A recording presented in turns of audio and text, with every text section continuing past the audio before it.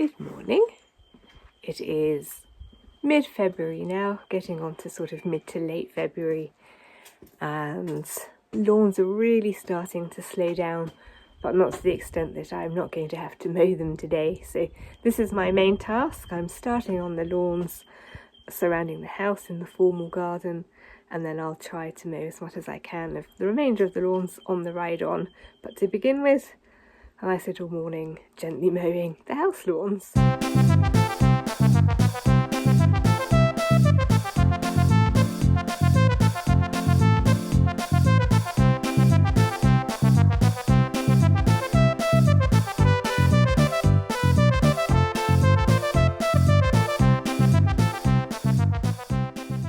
Different day, same task. I didn't actually get around to finishing the lawn mowing on Tuesday, and so I am going to finish it today.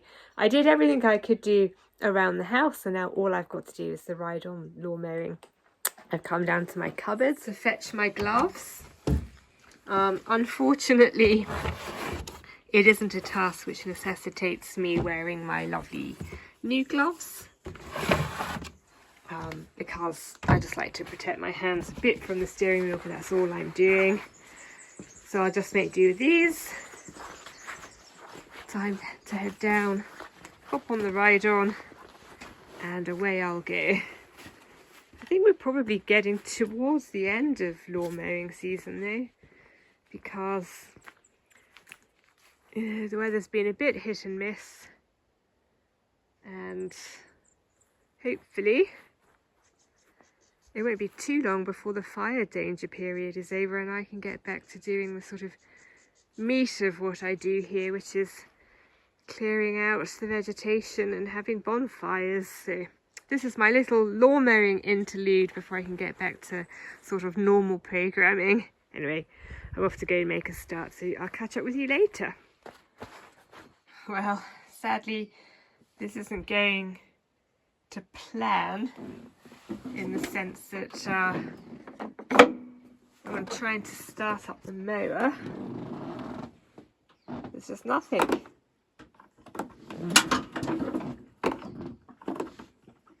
It's doing nothing at all, and I don't really know enough to know why that would be. So I'm probably just going to have to do a bit of research, but I might have to knock that one on the head. Let's see. My first port of call is the battery.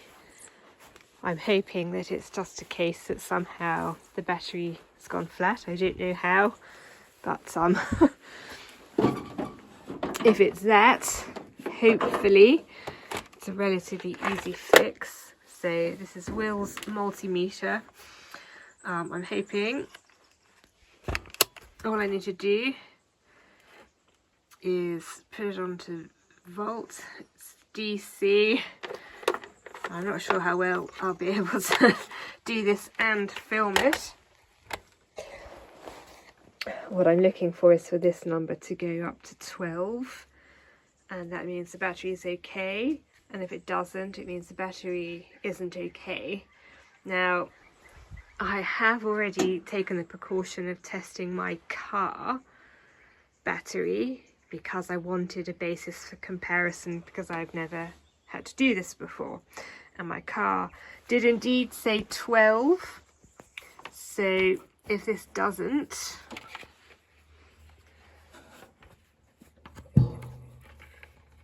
there's a problem. Sort of rested the probe as well as I can, but as you can see,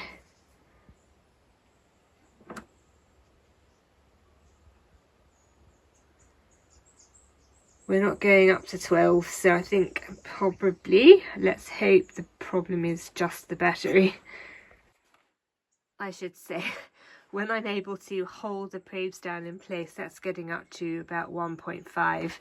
The reason it was sort of jumping about all over the place is because I can't hold the camera and both probes at the same time. So Yes, so 1.5, significantly less than 12. I guess the next thing to do is to try to jump start it. Now actually the Cox has a flat battery as well, so I guess this could be a good opportunity for me to get a bit of juice into both mowers. Although in some respects I do need at least one of them working, because I do want to mow the lawns, but as we're approaching the end of lawnmower season, do I need both of them working? I'll think about it.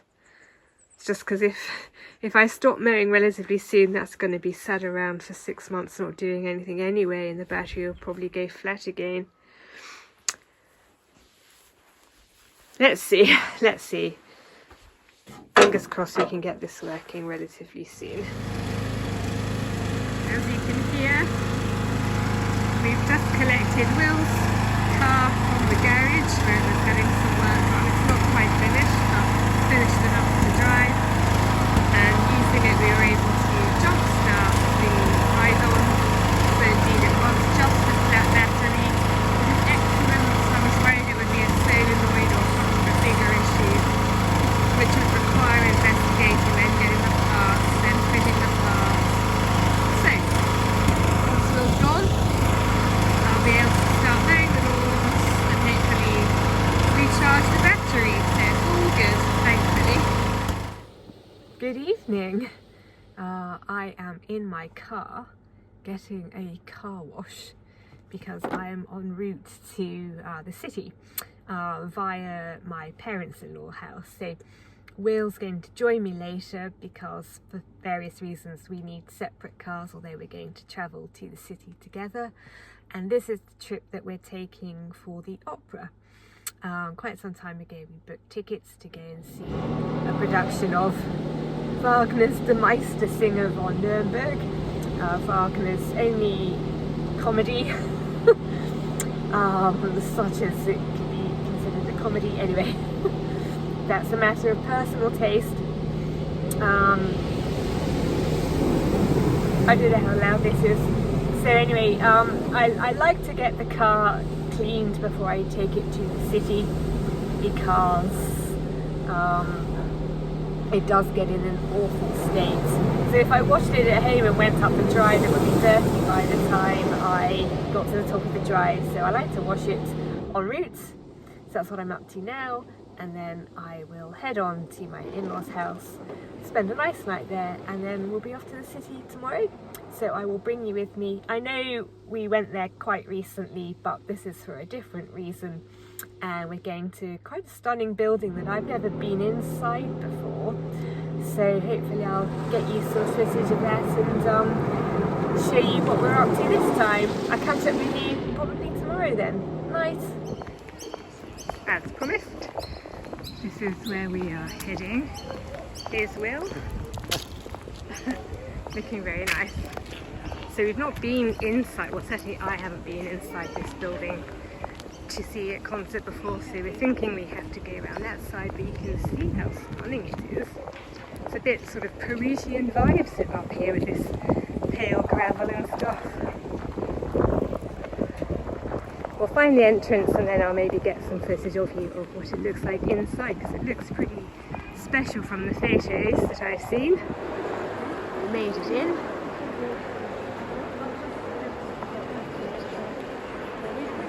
Sort of train station vibes. Railway station. It's railway station, not train station. It isn't station.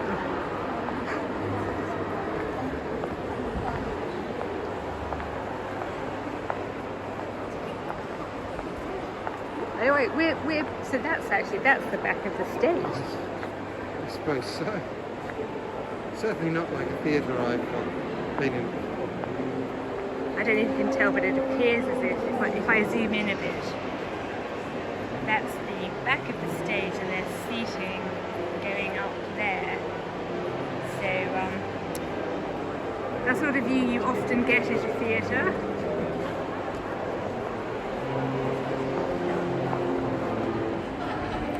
And a special thanks to Nan, who sponsored this necklace, which I acquired from her last August, so hope you're catching a glimpse of that. It's off to go and watch some Wagner.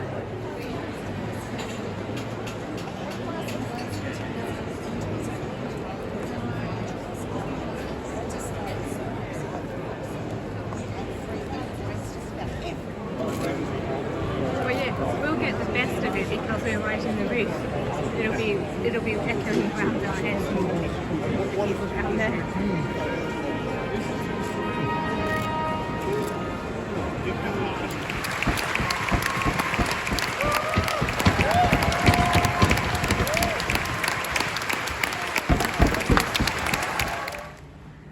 Nice bit of summer rain moving through the city. We're back in the room for this trip with the view over the gardens. But we're getting this lovely, moody shower passing through. It's a lightning storm at that. Since I'm in the window and got this lovely view that I'm enjoying looking out on, I thought I'd show you what I've been up to today. Hint, hint, it's on my ear. I don't know how well you'll be able to see because I can't see you if I move you in, but essentially I'm not going to touch it.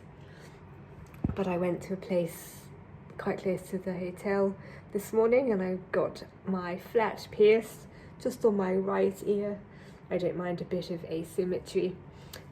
So I'm very pleased with that. It wasn't painful. It was done with a needle, not a gun, in a very reputable place. This is a really nice piece of jewellery with a flat back, and it's quite flat. What I need to do now is spend approximately the next 12 months really taking care of it. I'll need to come back at some point to get the bar downsized. They put in a slightly larger bar when it's brand new to account for the swelling. And then as the swelling goes down, you need to get the bar replaced with a shorter one so the jewellery isn't jiggling about. So I'll be back in the city 4 to 6 weeks time for that. I might even just make it a day trip. It is possible for me to do that from my house. But yes, I'm just chilling now, watching this shower storm pass through. And then I think I might head out to the gallery. I knew this was going to happen today, so I did bring a appropriate lightweight raincoat. So I'm well prepared for this weather. I'm going to finish my lunch and then take it from there.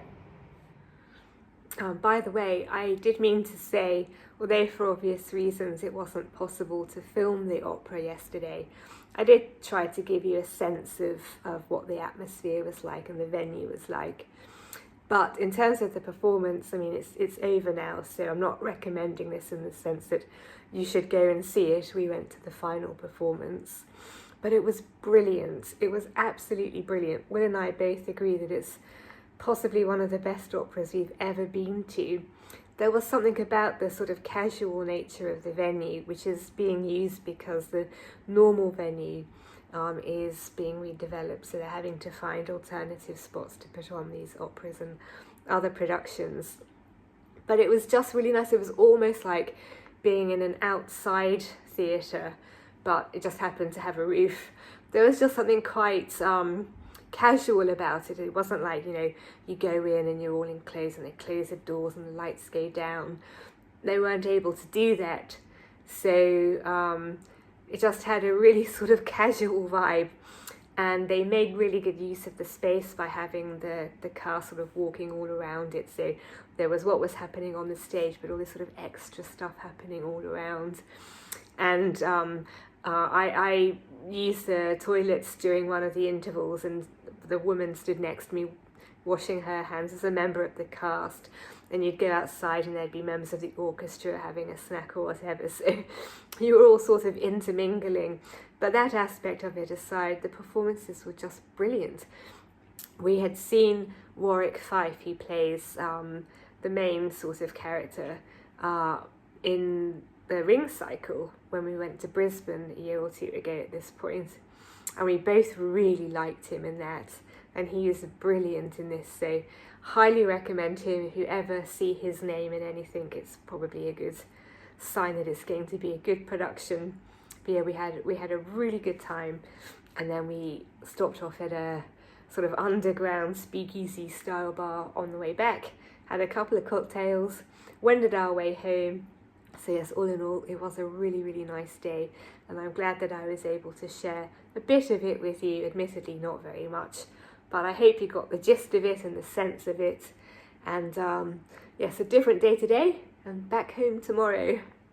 As promised, I'm back in one of my happy places, working my way through the medieval bits and bobs which we saw last time I was here, onwards in time to the 15th, 16th, 17th centuries. I just love the medieval period, always have done, and I love looking at the artefacts that have been left behind. So I'm taking a stroll. This is what I'm looking at. So I'm heading this way and then carrying on. So this is from about, say, 1515. And as ever, whilst I am impressed by just the beauty of these objects, I'm always fascinated by looking at the costume. What the people are wearing, because obviously this is a reflection of the time in which it was painted, not the time in which it was set. Look at this dress, isn't it beautiful? I don't know if the colours of the pigments and the colours have altered over time.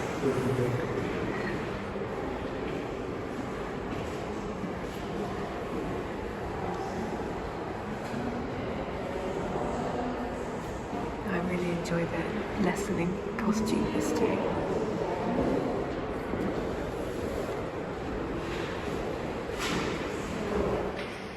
As is my wont, I am fascinated by the costume history. These are Scottish corsets from the late 18th century. They look so tiny, but I suppose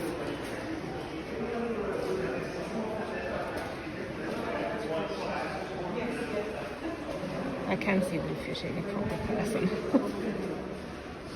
Particularly this one. I doubt they were that uncomfortable, to be fair. I've certainly worn similar things. Maybe TMI. I just love the detail, because of course all of this was totally made by hand.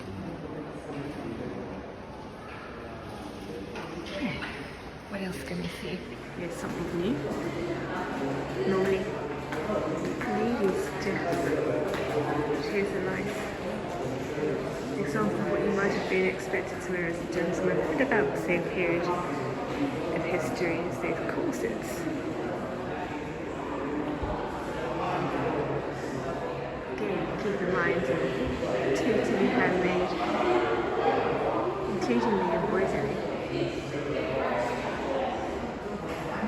What a handsome fellow you would have looked in your everyday outfit. As a gentleman, of course. Most of us would not have dressed like that.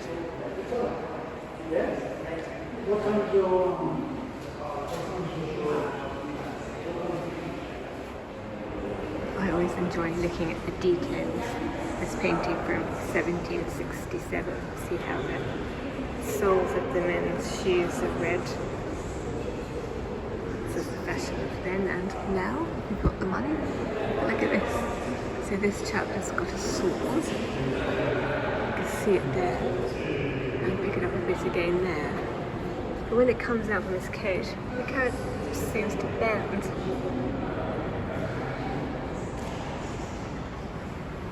Most peculiar. This is a Regency period table by Gillet. Beautiful work of simple art. Like I love, for example, how this curved edge meets up with this straight. But as with everything else, look what happens when you look at it from underneath.